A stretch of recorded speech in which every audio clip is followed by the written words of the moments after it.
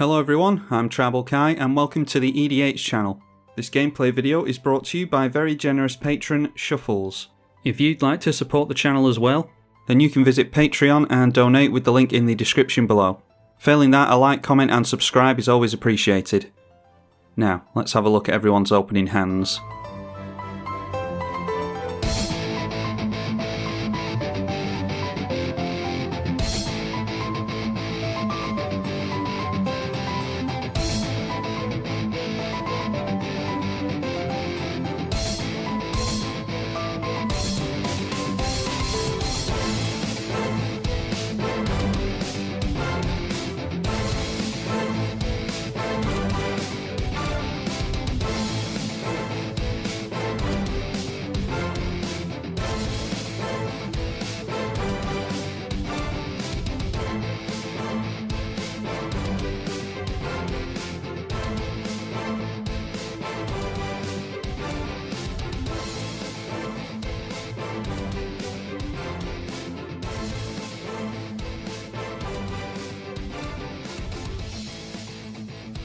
Just some tap lands to start things off. We will follow suit with a tap land of our own in Watery Grave.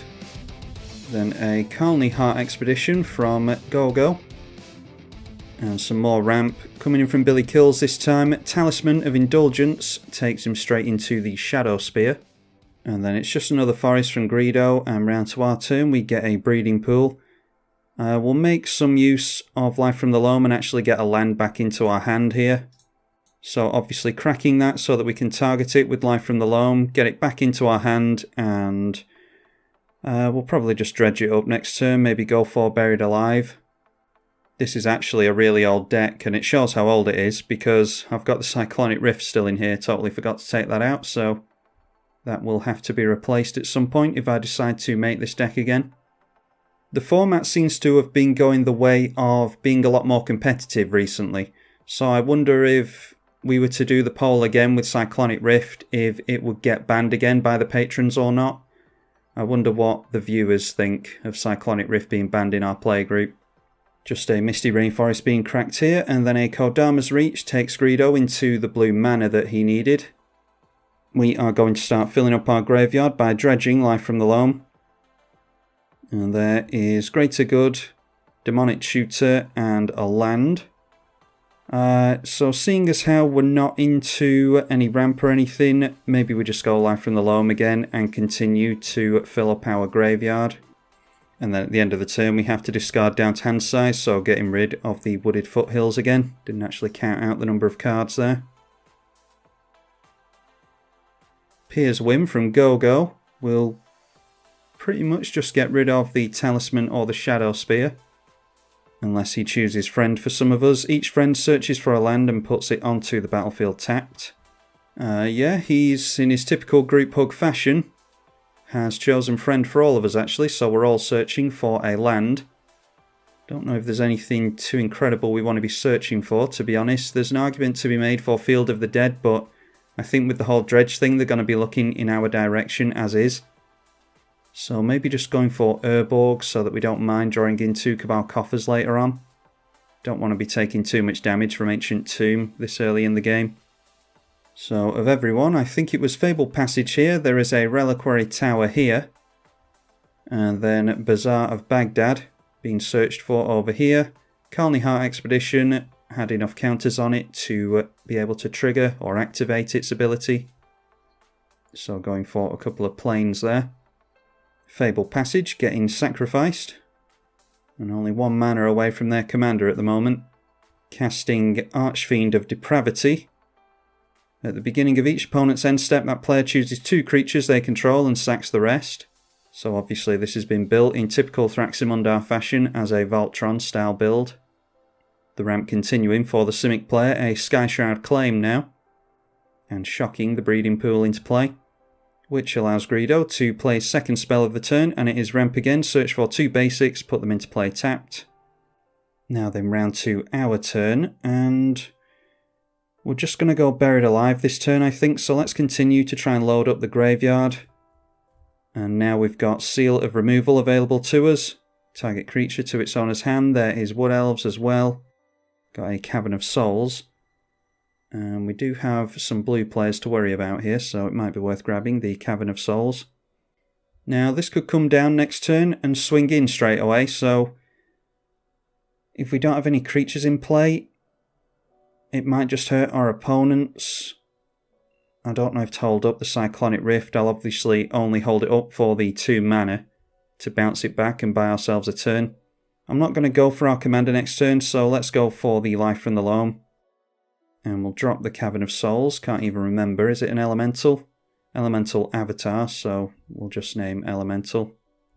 And then I'll go for Buried Alive now, because the Thraximundar isn't going to make us sacrifice a creature, so if we take a hit from it, then yeah, I don't particularly like that, but at least they're not making us sacrifice a creature. We'll go for the Stinkweed Imp, because we can dredge that up next turn, and it's a good blocker. Ravenous Chupacabra is good targeted removal on something like a Thraximundar. And then just to try and have us ramp a little bit, we'll go Dryad of the Elysian Grove as well. Bazaar of Baghdad being activated over here by Kenrith. And he's got the Rock's Faith Mender in the bin. Appetite for the Unnatural. And a Forest as well, now playing a Farhaven Elf to get himself into some more colours.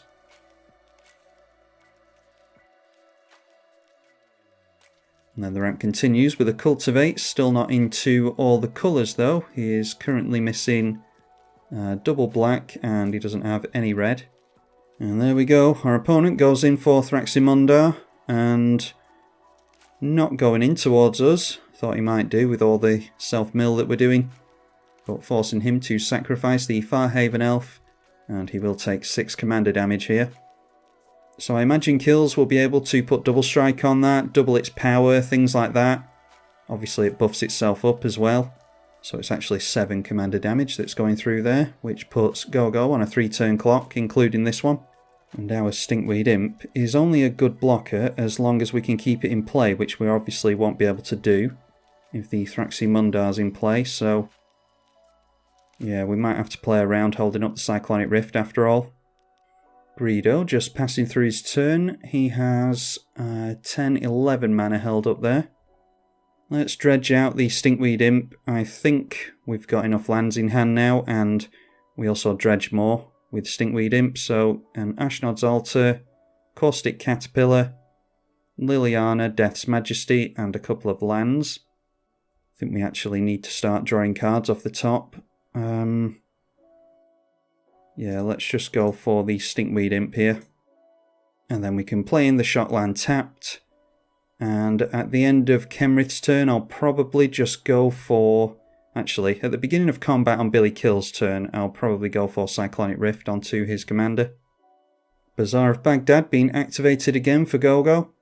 And that was just a couple of forests and a Beanstalk Giant getting milled, or discarded straight from hand.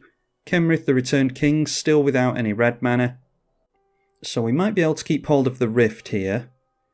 Or not. I was going to say, we might be able to keep hold of the Rift because if Kills can choose between anyone sacking any creatures, then it's probably the Kenrith, but yeah, now he's got the Wood Elves in play. I think we still bounce the Thraximundar. And with the 2 floating mana, a plus counter, strangely going on to the Thraximundar from Kenrith, so trying to get into Billy Kills' good graces. Go-Go's very much taken to playing the political game recently.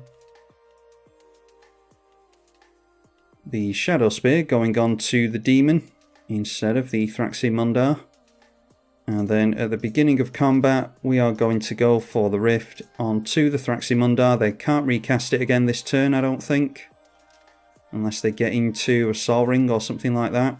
And then that attacker goes in at Bootleg Greedo. That is a 6/5 lifelink, trample and flying, and it obviously has the sacrifice clause on it as well. Greedo not doing anything during that turn cycle. I assume that he'd have some kind of instant speed stuff to do.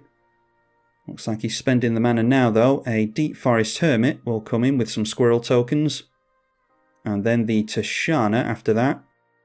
And jumping up to 10 cards in hand. But he will have to choose a couple of creatures to keep, thanks to the Archfiend of Depravity, so just doing that to keep cards in his hand. Doesn't have to discard down to hand size, because he has no maximum hand size. And I'm not going to dredge here. And there's a Muldrotha, alright, that's really good. So I probably just hardcast the Muldrotha without evoke so that we can keep it in play. And more importantly, keep the Stinkweed Imp in play against Thraximundar. Might dissuade him from swinging in towards us. I want to see 2 new cards, so I'll cancel on the dredge on Life from the Loam twice. Ancient Tomb could come in useful, especially with the Urborg. We don't have to take the life from it, thanks to Urborg. We could just tap it for black mana instead.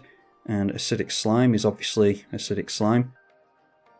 Never a good time to drop a sack outlet really, so let's just throw it in now. If someone whites the board, then we can always get some mill with these things. But yeah, the main reason to cast the Muldrotha is 1 for the card advantage there, and to sacrifice Muldrotha to Thraximundar and still keep this thing in play. Myriad Landscape came into play over here at some point, which I didn't realise. And now it is Overmauled Hydra. Equal to the number of lands you control, its power and toughness is. And you can search for a land, put it into play tapped when it enters. So it's like a baby primeval titan. And it is the world tree that has been searched for over here. So not sure if they're going to use the ability to go for some gods. We haven't seen any proof that they have gods in the deck yet. Might just be for the colour fix in there. It is a really good Wooburg land. Anyway, one of the creatures will go down here. Probably the Wood Elves will be the one that's sacrificed. And it is. Alright, a Smallpox. And 3, 4, 5, 6 and 7 mana still held up for the Thraximundar. So we're going to lose our Stinkweed Imp. Each player loses a life, discards a card, sacks a creature and sacrifices a land. So we'll just get rid of the Wooded Foothills. Our opponent knows about that already. And it is an Austere command that has been discarded over here. That would have been a really good one to keep hold of, except he's only got 1 card in hand. Fleshbag Marauder over here, and a Forest in this direction. We'll sacrifice the Muldrotha. We're likely going to have to get rid of the Stinkweed Imp if Thraximundar comes in towards us, which I think it might do. Then Overmauled Hydra being sacrificed here. The Archfiend of Depravity has gone as well. The Malakir Maya being sacrificed. Land being sacrificed. And we'll get rid of our fetch again. And there is the Thraximundar.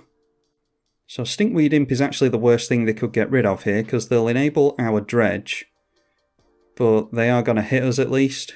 You'd think they'd want to get rid of one of the commanders, but not sure which way they're going to go here. Go-Go is at least empty-handed. Yep, had a feeling it would come in towards us. So we have to sacrifice a creature. We'll mill ourselves with the Stinkweed Imp. Might as well get a little bit of value out of that. They still get the plus counter because Thraximundar doesn't care how you sacrifice creatures. And that is a mana crypt that has been gotten rid of over there, so it might be worth getting into our commander at this point. In the meanwhile, Simic doing Simic things. Galta Primal Hunger over here. Have to assume that things like that want to be swinging in towards Billy Kills. He's controlling us nicely at the moment. And then Rishkar's Expertise. Draw 12 cards as it stands now. And get something into play for free. And then Return of the Wild Speaker was cast after that as well. 38 cards in hand, 41 remain in the library. And now someone can get one shot by Tishana. Then a Rampant Growth to help him cast all the cards that are in his hand. It's rare that you see Omniscience anymore. I was wondering about maybe whipping out my Damia deck again and playing with the Omniscience combo that I have in there. A Farseek to ramp as well. 35 in hand and 39 in the deck. Now let's see which one of us he wants to take out. It is Billy Kills that he's taking out with Tishana. We are tapped out and we couldn't help him anyway with the cards that are in our hand. Go-Go has no cards in hand, so I'm sure he can't do anything. Well, there we go, turn 7, and Billy Kills goes down to 7 and 35 commander damage. We get into Undergrowth Stadium. I don't think we need to worry about that. We've got plenty of lands to make. Let's just drop the Ancient Tomb and we'll go for our commander finally. And then we'll play out the Mana Crypt. And I think Seal of Removal would be a good idea, so that we can unsummon a creature. And then between Ravenous Chupacabra And the Plague Crafter, I was thinking of Plague Crafter to be honest, but decided on the Ravenous Chupacabra because it could be targeted on the Thraximundar. Now wishing I'd gone for the Plague Crafter, but that's hindsight for you. Let's continue to try and ramp with Dryad of the Elysian Grove. And we'll just play the island out of the bin here. Don't want to take too much life if we're going to be getting swung in at by the Galter. At the end of our turn, Kenrith is going to reanimate the Ulvenwald Hydra. Chromatic Orrery. You can spend mana as though it was mana of any colour and it taps for 5. Draw a card from each colour of the permanents you control for 5 and a tap. The land that he searched up was a Scavenger Grounds, I think, by the way. Exile all cards from all graveyards, and this is the problem with graveyard-based decks. You can so easily have your graveyards removed now. It's the reason that I haven't played this deck in a very long time. Fungal Sprouting. Create X 1/1 green creature tokens, where X is the greatest power amongst creatures you control. 35 Saprolings is pretty good. And just like that, a Plague Crafter would be absolutely useless to us. Now going in for a Thran Dynamo and a Bounty of the Luxor. That one is at the beginning of pre-combat main phase, remove all flood counters from it. You draw a card. You get 3 mana if you do, otherwise you draw a card and put a flood counter on it. Growing Rites of Itlamok will certainly flip into Gaia's Cradle. And they whiff on that, surprisingly. 31 cards still in hand though. Now Go-Go doing Go-Go things. He's probably, all creatures gain trample and haste until the end of the turn. That's probably an attempt to get all these Saprolings swinging in at us. Let's see if Greedo falls for it. I think, quote, politics, unquote, like that is a means of guilt-tripping someone. Like, I gave you the haste, so you wouldn't swing in at me with those creatures, would you? I absolutely would, because I'm not going to be manipulated like that. But I think that is the way that it tends to work for people. They feel guilty about swinging in with the person that has benefited them, but I haven't read the chat. It might be that Greedo has actually made a deal here. Just read the last line there. Tishana 1-taps Tribal with Trample. I mean, that's fine if you want to swing in with that, because I think you might be forgetting about this. Yeah, and then Go-Go saying, hey, I'm the one that gave you the Trample and the haste, so don't kill me. And, I mean, Go-Go's got 1 card left in hand. He can draw 1 with the Kenrith, so I'll draw 2 with the Kenrith, actually, thanks to this. So, yeah, it might be that he can get into something, but he is sort of in top deck mode still. And going in at Go-Go with a bunch of stuff. And then I saw him pull away his Tishana here, so he's going for a bunch of damage. I think that's 10, 20, 35, 47, and then minus 13 and 18. Yeah, so he doesn't quite have Go-Go there. Let's bounce the creature that's coming in at us. And that might encourage the Scavenger Grounds to be cracked now at least. And there we go, he had the disallow for the ability on the Seal of Removal, so that is us done. That's what happens when you draw half your deck, you get the answers to everything. But I think we would have lost our graveyard anyway to Scavenger Grounds there. If we could have kept Go-Go on side, we might have been able to go for Ravenous Chupacabra onto the Tishana or the Galter, I'm not sure which. Maybe get our Seal of Removal back into play. And then go for some removal ourselves onto the Scavenger Grounds with the Acidic Slime. Then if they wipe out our graveyard, we've still got some stuff in play at least, including a sack outlet to fill it back up again. Probably dredge out the Imp again actually. Stinkweed Imp, so we can carry on refilling our graveyard. Anyway, now reanimating the Rock's Faith Mender. We might as well block like that. Don't think we're going to survive there because we've already got some... Oh, that's Thraximundar commander damage. I think we still go down here. Oh, actually, we'll be on 20 points of commander exactly, won't we? Yeah, we forced them to use a card there, so we're actually going to be on 20 exactly, so we do survive here. Couldn't sacrifice in response to fill our graveyard up there because Tishana does have Trample. and it all would have gone through had we have not had any blockers. Muldrotha goes back into the command zone, and Gogo is at 13. Growing Rites of Itlimoc flips over into the Gaia's Cradle, and we might get bolted by the Mana Crypt here. And we do get bolted there.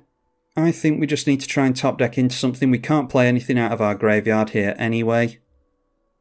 Alright, Necromancy. We can go for any creature in any graveyard here, I think. Yeah, we can go for any creature with that. I'm not sure what we'd want to go for, though. Beanstalk Giant would be a 13/13 at the moment. Not quite as big for us, though. Yeah, there's not really anything there. The Galta must have been blocked by the Overmauled Hydra over there, because that has gone back into the bin. Won't be much use to us, though, I don't think. We'll drop the Reflecting Pool here. Seeing as how Gogo is part of the reason that we've nearly been taken out here, why don't we just try and mess up his colours out of spite. We'll go Acidic Slime, take out the Orrery, and then we'll mill ourselves some more, sacrifice the Acidic Slime, and go for the Necromancy. We milled a Ramunap and a Command Tower. We'll go for the Acidic Slime again, and we'll get rid of his World Tree. And we're pretty much done anyway. We could die to our own Lightning Bolt, even if Greedo doesn't go in towards us, so we'll just hold it up like that.